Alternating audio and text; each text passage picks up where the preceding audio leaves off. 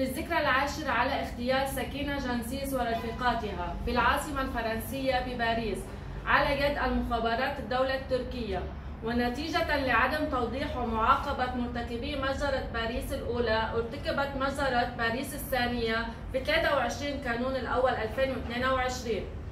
مع مجزرة باريس التي استهدفت رائدتنا العظيمة سكينة جنسيس ورفاقاتها، بدأت الدولة التركية الفاشية مرحلة جديدة ضد حركة المرأة. ارتكبت مجزرة باريس في مرحلة انطلقت فيها ثورة جديدة في روجافا بقيادة المرأة، وقد اتخذوا قرار اغتيال رائدات تصفية ثورة المرأة. ففي إطار هذا المخطط اغتيلت عشرات من النساء القياديات والثوريات في روجافا وفي الأجزاء الأخرى من كردستان والعالم من قبل الدولة التركية خلال 10 أعوام.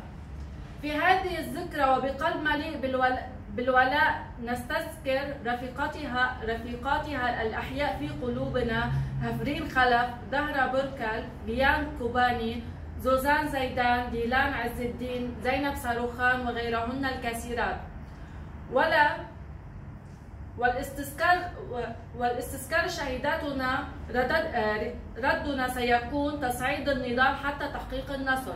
نحن كمؤتمر ستار في لبنان ندين ونستنكر بأشد العبارات هذا الاغتيال، ولن نقبل أبدا باستشهاد رائداتنا، ولن نغفر ولن ننسى، بل يجب محاسبة على هذه الجرائم الدولية.